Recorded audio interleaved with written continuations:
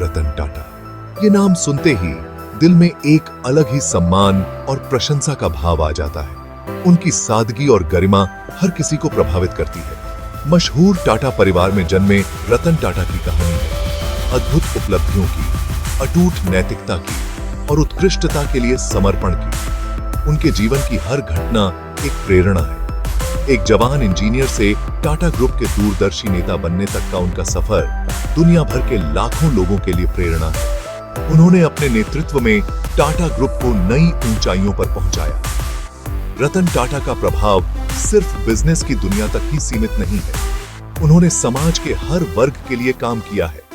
समाज सेवा के प्रति उनकी अटूट प्रतिबद्धता, उनके परोपकारी काम और उनका विनम्र स्वभाव उन्हें एक सच्चा आदर्श बनाता है।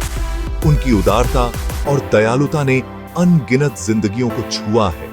वो भारत की उस भावना का प्रतीक है जो तरक्की के लिए प्रयास करता है और साथ ही अपनी जड़ों से भी जुड़ा रहता है। उनकी कहानी हमें सिखाती है कि कैसे हम अपने मूल्यों को बनाए रखते हुए आगे बढ़ सकते हैं। रतन टाटा का बचपन ऐश्वर्य और विपरीत परिस्थितियों दोनों के बीच बीता। उनके परिवार ने उन्हें हमेशा सिखाया कि जीवन में संतुलन बनाए रखना कितना महत्वपूर्ण है। इसे 1937 में बॉम्बे में जन्मे रतन टाटा ने भारत की आजादी का वो दौर और उसके बाद का विभाजन देखा। इस समय ने उनके जीवन पर गहरा प्रभाव डाला। इन उथल पुथल भरे समय के बावजूद उनकी परवरिश ने उन्हें कड़ी मेहनत, ईमानदारी और करुणा के मूल्यों से जोड़े रखा। उनके माता पिता ने उन्हें हमेशा दूसरों की मदद करने की प्रेरणा दी। उनकी शुरुआती पढ़ाई मुंबई के कैथेड्रल और जॉन कॉनन स्कूल में हुई और उसके बाद शिमला के मशहूर बिशप कॉटन स्कूल में। इन स्कूलों में उन्होंने अनुशासन और नेतृत्व के गुण सीखे। आगे की पढ़ाई के लिए वो अमेरिका गए, जहां 1962 में उन्होंने कॉर्नेल यूनिवर्सिटी से आर्किटेक्चर में डिग्री हासिल की। यहां उन्होंने तकनीकी ज्ञान के साथ साथ रचनात्मकता को भी विकसित किया। पढ़ाई का यह विविधतापूर्ण अनुभव उनकी आगे की सफलताओं की नींव बना। उन्होंने विभिन्न विषयों में गहरी समझ विकसित की। इससे उन्हें एक वैश्विक दृष्टिकोण मिला और अलग अलग संस्कृतियों के प्रति सम्मान पैदा हुआ। इस अनुभव ने उनके व्यक्तित्व को और भी समृद्ध बनाया। रतन टाटा का टाटा ग्रुप के साथ सफर 1962 में शुरू हुआ।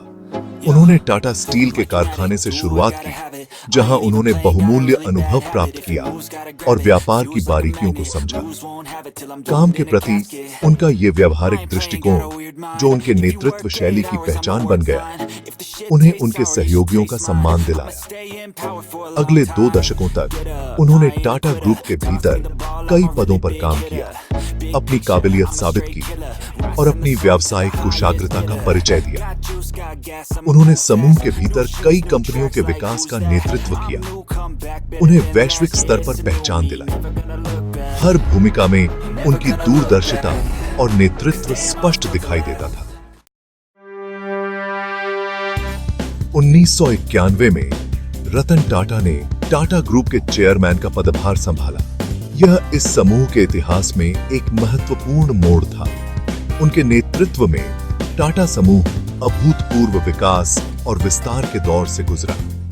रतन टाटा का एक स्पष्ट दृष्टिकोण था, टाटा समूह को सामाजिक जिम्मेदारी के प्रति अपनी प्रतिबद्धता बनाए रखते हुए एक वैश्विक ताकत बनाना।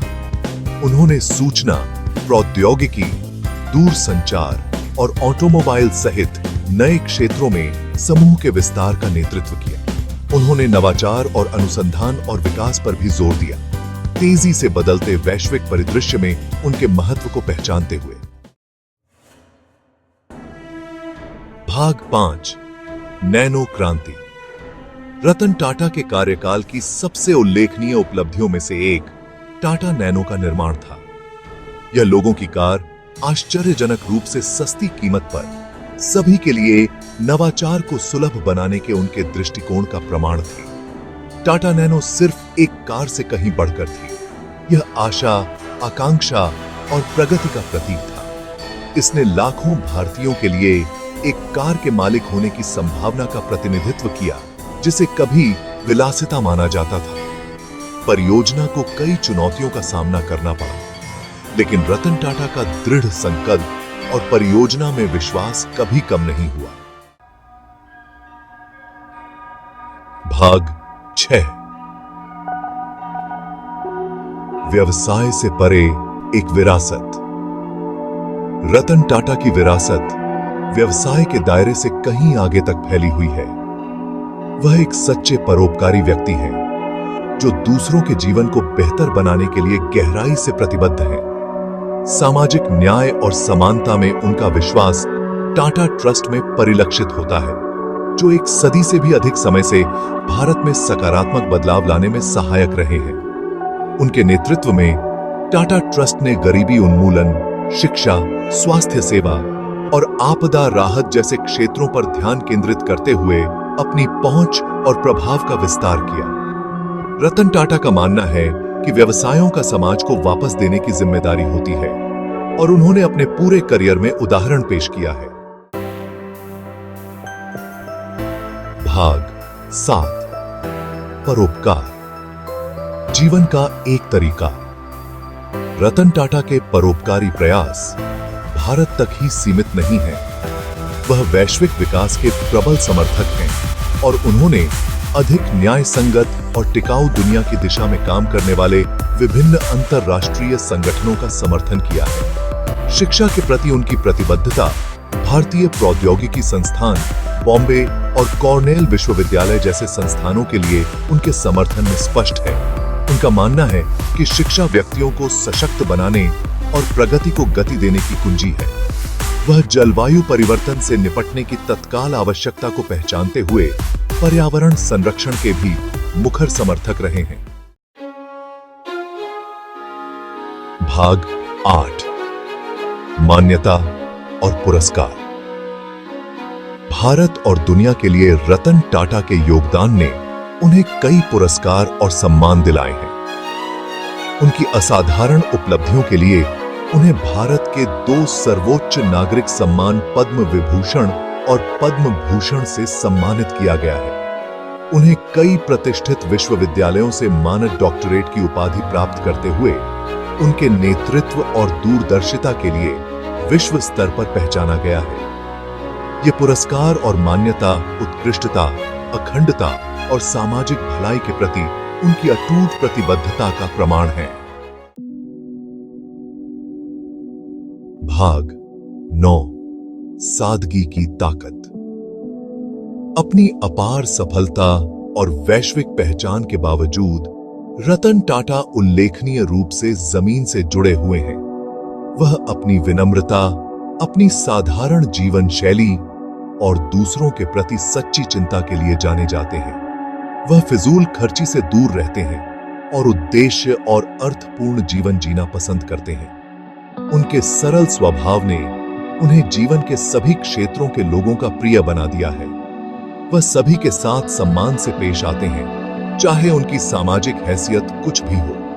वह एक सच्चे रोल मॉडल हैं, जो यह प्रदर्शित करते हैं कि सफलता और विनम्रता साथ साथ चल सकते हैं। भाग 10। लाखों लोगों के लिए प्रेरणा। रतन टाटा की जीवन गाथा कड़ी मेहनत, दृढ़ संकल्प और एक मजबूत नैतिक दिशा की शक्ति का प्रमाण है।